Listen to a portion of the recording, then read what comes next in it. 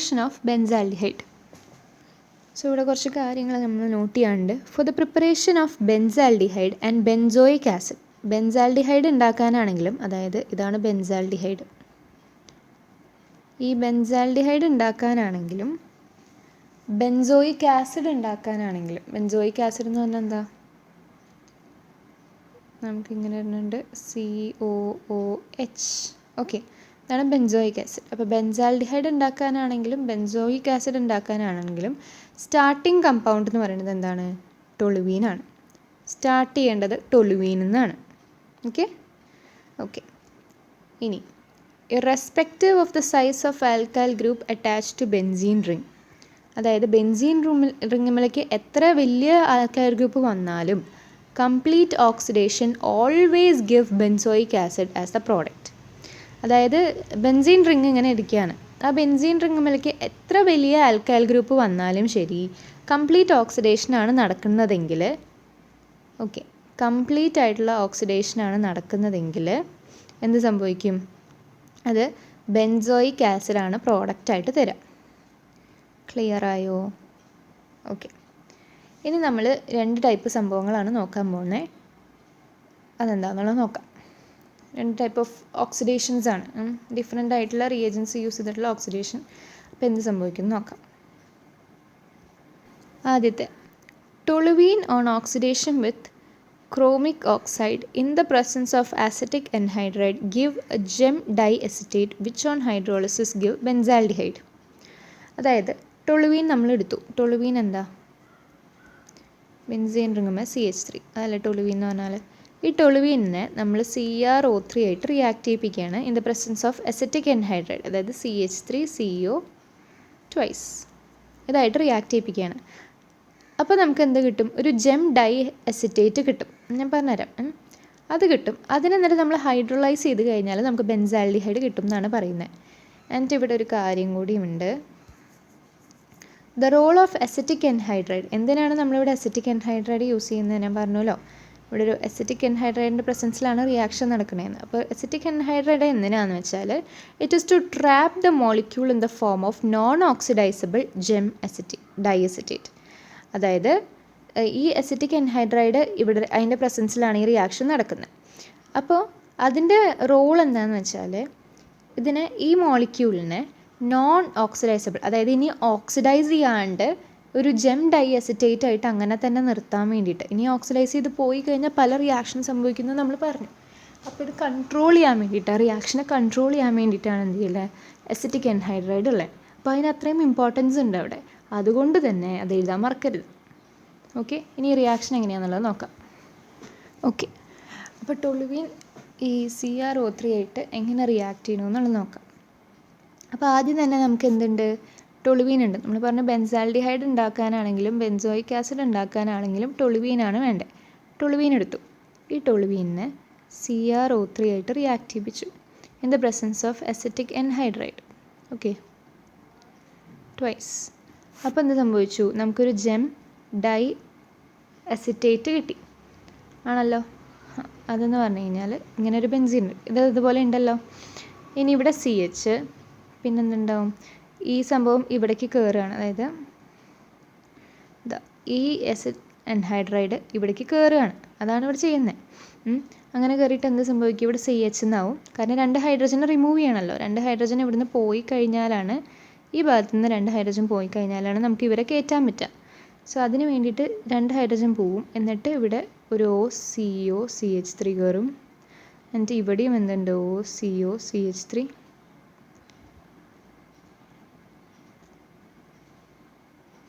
കയറും, ഇങ്ങനെ കയറും. എന്നിട്ട് നമ്മൾ ഇനി ഹൈഡ്രോളൈസ് ചെയ്യാൻ പോവാണ്. അപ്പോൾ വാട്ടറായിട്ട് ട്രീറ്റ് ചെയ്തു, ഹൈഡ്രോളൈസ് ചെയ്തു. ഹൈഡ്രോളൈസ് ചെയ്യുമ്പോൾ എന്ത് സംഭവിക്കും, എല്ലാവരും പോവും, ഇവരൊക്കെ പോവും. എന്നിട്ട് നമുക്ക് എന്ത് കിട്ടും, ബെൻസാൽഡിഹൈഡ് കിട്ടും, CHO. എന്നിട്ട് നമുക്ക് എന്ത് കിട്ടും, 2 CH3COOH കിട്ടും. അതായത് ഇവിടെ ഇത്രയും പേരുണ്ട്. റിയാക്ഷൻ എങ്ങനെയാണെന്നുള്ളത് ഞാൻ പറഞ്ഞുതരാം. ഇവിടെ ഇത്രയും പോർഷനിലെ കാര്യമാണ് കേട്ടോ പറയുന്നത്. ഓക്കെ, അപ്പോൾ ആദ്യം നമുക്ക് എന്തുണ്ടായിരുന്നു, ജെം ഡൈ എസിറ്റേറ്റ് ഉണ്ടായിരുന്നു അല്ലേ, COCH3, ഇവിടെ OCOCH3. ഇത് നമ്മൾ H2O വെച്ചിട്ട് റിയാക്ട് ചെയ്യിപ്പിക്കുകയാണ്. അപ്പോൾ ആദ്യം നമുക്ക് ബെൻസാൽഡിഹൈഡ് കിട്ടി, അത് ക്ലിയർ അല്ലേ, CHO അത് കിട്ടി. ഇനി ബാക്കി 2 CH3COH കിട്ടുന്നുണ്ട്. അതെങ്ങനെയാണെന്ന് വെച്ചാൽ ഈ H2Oയിൽ എന്താ ഉള്ളത്, H+ഉം OH- ആണല്ലോ. അപ്പോൾ ഇവിടുത്തെ ഒരു ഹൈഡ്രജൻ ഇതിൻ്റെ ഒപ്പം പോവും, അതായത് ഇത്രയും പോർഷൻ ബെൻസാൽഡിഹൈഡിന് വേണ്ടി പോയി. അപ്പോൾ ബാക്കി എന്തേ ഉള്ളൂ, ഇത്രയേ ഉള്ളൂ. അപ്പോൾ അതിൽ ഒരു ഹൈഡ്രജൻ ഇതിൻ്റെ ഒപ്പം പോവും. അപ്പോൾ നമുക്ക് എന്ത് കിട്ടും, CH3CO എന്നുണ്ടായിരുന്നു, അവിടേക്ക് ഒരു ഹൈഡ്രജൻ കയറി, അപ്പോൾ CH3COH. ഇനി അടുത്തതെന്ന് പറഞ്ഞാൽ ഈ OH- എങ്ങോട്ട് പോവും, ഇതിൻ്റെ അവിടേക്ക് പോവും, ഈ COCH3. അപ്പോൾ ഓൾറെഡി അവിടെ CH3CO എന്നുണ്ടായിരുന്നു, എന്നിട്ട് OHും ഒരുമിച്ച് കയറി, അപ്പോൾ CH3COH എന്നായി. അപ്പോൾ അങ്ങനെ നമുക്ക് 2 എന്ത് കിട്ടി, CH3COH കിട്ടി. പിന്നെ ബാക്കി ഇവിടെ ഒരു O ഉണ്ട്, അങ്ങനെ ബാക്കി നമുക്കൊരു ബെൻസാൽഡിഹൈഡും കിട്ടി. അതാണ് ഇവിടെ ഉള്ളത്. ക്ലിയർ ആയോ? അപ്പോൾ ഇങ്ങനെയാണ് CrO3 വെച്ചിട്ടുള്ള റിയാക്ഷൻ, ടൊലുവീനായിട്ടുള്ള reaction in the presence of acetic anhydrate. അപ്പോൾ ഇങ്ങനെ നമുക്ക് എന്ത് കിട്ടും, ബെൻസാൽഡിഹൈഡ് കിട്ടും. ഇനി അടുത്ത റിയാക്ഷൻ എന്ന് പറയുന്നത് ടൊലുവീൻ ഓക്സിഡേഷൻ വിത്ത് ക്രോമൈൽ ക്ലോറൈഡ്. അതായത് ടൊലുവീനെ നമ്മൾ ക്രോമൈൽ ക്ലോറൈഡ് വെച്ചിട്ട് ഓക്സിഡൈസ് ചെയ്യിപ്പിക്കുകയാണ്. പിന്നെ വീണ്ടും ഇതുപോലെ തന്നെ ഹൈഡ്രോളിസിസ് ചെയ്ത് ബെൻസാൽഡിഹൈഡ് കിട്ടും. ഓക്കെ, ഈ റിയാക്ഷനെയാണ് എറ്റാഡ് റിയാക്ഷൻ എന്ന് പറയാം. ഈ നെയിംഡ് റിയാക്ഷൻസ് ആണെങ്കിൽ പേര് അറിയണം കേട്ടോ. ഈ എറ്റാഡിനൊന്നും അധികം നമ്മൾ ഓർത്ത് വയ്ക്കണം എന്നില്ല, പക്ഷെ അത് വളരെ ഇമ്പോർട്ടൻ്റ് ആണ്. എക്സാമിനൊക്കെ ഇത് കാണിക്കില്ല, ഇതുണ്ടാവില്ല, ഇത്രയും ഭാഗം മാത്രം കാണിച്ചിട്ട് പ്രോഡക്റ്റ് തരാൻ പറയും. ഓർമ്മ ഉണ്ടാവണമെന്നില്ല. ഈ ക്രോമൈൽ ക്ലോറൈഡ് എന്ന് പഠിച്ചിട്ട് CrO2 Cl2 എന്താണെന്നുള്ളത് അറിയണ്ടാവില്ല. അപ്പം അതൊക്കെ പേരും അതിൻ്റെ എന്താ പറയുക, ഓർഗാനിക്കായിട്ട് എങ്ങനെ എഴുതുക എന്നുള്ളതും അറിഞ്ഞിരിക്കണം. ഓക്കെ, അപ്പം എന്താണ് ഈ റിയാക്ഷൻ എങ്ങനെയാണെന്നുള്ളത് വെച്ചാൽ, ടൊലുവീനാണുള്ളത്, ടൊലുവീനെ CrO2 Cl2 വെച്ചിട്ട് ഹൈഡ്രലൈസ് ചെയ്യിപ്പിക്കുകയാണ്. ഒറ്റയടിക്ക് എഴുതുകയാണ് കേട്ടോ, ഡയറക്റ്റ് റിയാക്ഷനാണ് നമുക്ക് പഠിക്കാനുള്ളൂ. അപ്പോൾ എന്നിട്ട് നമുക്ക് എന്ത് കിട്ടും, ബെൻസാൽഡിഹൈഡ് കിട്ടും. ജസ്റ്റ് എന്താണ് ഉണ്ടാവുന്നത്, ഇതേപോലെ തന്നെ ഓക്സിഡേഷനാണ്. ഓക്സിഡൈസ് ചെയ്തിട്ട് ഹൈഡ്രലൈസ് ചെയ്ത് കഴിഞ്ഞാൽ ബെൻസാൽഡിഹൈഡ് കിട്ടും. ഇത്രയേ ഉള്ളൂ, പക്ഷെ വളരെ ഇമ്പോർട്ടൻ്റ് ആയിട്ടുള്ളതാണ്. ഇനി side chain chlorination of toluene. അതായത് നമ്മളൊരു ടൊലുവീൻ എടുത്തു, ക്ലോറിൻ വെച്ചിട്ട് റിയാക്ഷൻ നടത്തുകയാണ്. Chlorine in the presence of light. അപ്പോൾ എന്ത് സംഭവിക്കും എന്നുള്ളത് ഞാൻ കാണിച്ചു തരാം.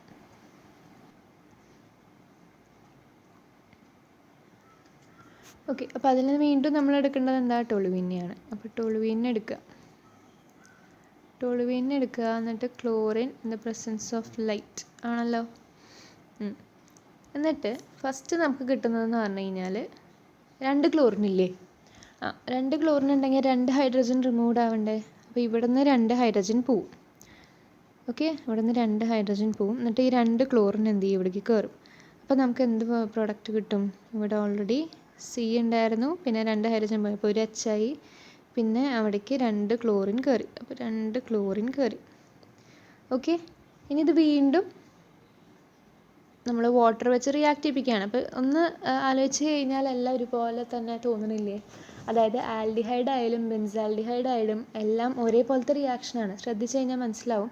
ആദ്യം നമ്മൾ ഏതെങ്കിലും ഒരു റിയേജൻറ്റ് വെച്ചിട്ട് റിയാക്ഷൻ നടത്തണു, അത് കഴിഞ്ഞിട്ട് വീണ്ടും ഹൈഡ്രോളിസിസ് ആണ്. ഹൈഡ്രോളിസിസ് കഴിഞ്ഞിട്ട് നമുക്ക് ആവശ്യമായിട്ടുള്ള പ്രോഡക്റ്റ് കിട്ടണം. ഇത് തന്നെയാണ് എല്ലാത്തിലും നടക്കുന്നത്.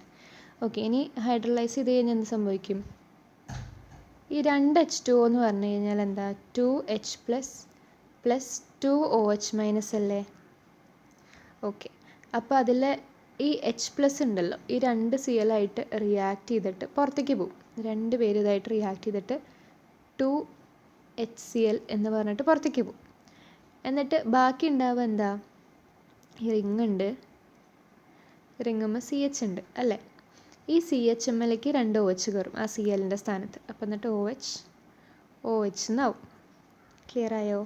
എന്നിട്ട് ഇതിനെ നമ്മൾ എന്ത് ചെയ്യാണ്, ഹീറ്റ് ചെയ്യാണ്. ഇതിനെ ഹീറ്റ് ചെയ്യണം. ഇതിനെ ഹീറ്റ് ചെയ്തിട്ട് നമുക്ക് എന്ത് കിട്ടും, വാട്ടർ റിമൂവ് ആവില്ലേ ഹീറ്റ് ചെയ്യുമ്പോൾ. അപ്പോൾ വാട്ടർ റിമൂവ് ആവുന്ന പറഞ്ഞാൽ H2O അല്ല, 2 ഹൈഡ്രജനും 1 ഓക്സിജനും പോവും, എന്നിട്ട് ബെൻസാൽഡിഹൈഡ് കിട്ടും. ക്ലിയർ ആയോ? ഇതാണ് side chain chlorination of toluene. ആദ്യം ക്ലോറിൻ വെച്ചിട്ട് ലൈറ്റിൻ്റെ പ്രസൻസിൽ റിയാക്ട് ചെയ്യുക. അപ്പോൾ 2 ഹൈഡ്രജൻ പോയി 2 ക്ലോറിൻ കയറും. എന്നിട്ട് നമ്മൾ വാട്ടറായിട്ട് 2 വാട്ടറായിട്ട് ഹൈഡ്രോളൈസ് ചെയ്യുക. അപ്പോൾ ഈ ക്ലോറിൻ്റെ സ്ഥാനത്ത് എന്ത് കണ്ടും OH കയറും, 2 OH കയറും. എന്നിട്ട് നമുക്ക് ഇങ്ങനെ കിട്ടും. ഈ ഇങ്ങനെ കിട്ടിയ സാധനത്തിനെ ഹീറ്റ് ചെയ്യുക. അപ്പോൾ വാട്ടർ പോവും. എന്നിട്ട് നമുക്ക് എന്ത് കിട്ടും? ബെൻസാൽഡിഹൈഡ് എന്ന് പറഞ്ഞിട്ട് ഈ പ്രോഡക്റ്റ് കിട്ടും. ഓക്കെ, ഇനി അടുത്ത വളരെ ഇമ്പോർട്ടൻ്റ് ആയിട്ടുള്ള റിയാക്ഷനാണ് ഗാറ്റർമാൻ കോച്ച് റിയാക്ഷൻ. അതായത് നമ്മൾ ബെൻസീനിനെ COയും HClഉം വെച്ചിട്ട് റിയാക്ട് ചെയ്യിപ്പിക്കുകയാണ്. In the presence of CuCl2 and AlCl3. അപ്പോൾ CuCl2ൻ്റെയും AlCl3ൻ്റെയും പ്രസൻസിൽ ബെൻസീനെ CO ആയിട്ടും HCl ആയിട്ടും റിയാക്ട് ചെയ്യിപ്പിക്കുമ്പോൾ നമുക്ക് എന്ത് കിട്ടും? ബെൻസാൽഡിഹൈഡ് കിട്ടും. എന്നിട്ട് HCl പ്രോഡക്റ്റായിട്ടും കിട്ടും. ഓക്കെ, ഇത് വളരെ ഇമ്പോർട്ടൻ്റ് ആയിട്ടുള്ള റിയാക്ഷനാണ് ഗാറ്റർമാൻ കോച്ച് റിയാക്ഷൻ. എന്താണ്? ബെൻസീനെ CO ആയിട്ടും HCl ആയിട്ടും റിയാക്ട് ചെയ്യിപ്പിക്കുകയാണ് in the presence of CuCl2 and AlCl3. അപ്പോൾ നമുക്ക് എന്ത് കിട്ടി? ബെൻസാൽഡിഹൈഡ് കിട്ടി, ബൈ പ്രൊഡക്റ്റായിട്ട് HCl കിട്ടി. ക്ലിയർ ആയോ? ഇത്രയാണ് പ്രിപ്പറേഷൻ ഓഫ് ആൽഡിഹൈഡ് എന്ന് പറഞ്ഞാൽ. ഇനി അടുത്തത് പ്രിപ്പറേഷൻ ഓഫ് കീറ്റോൺ ആണ്.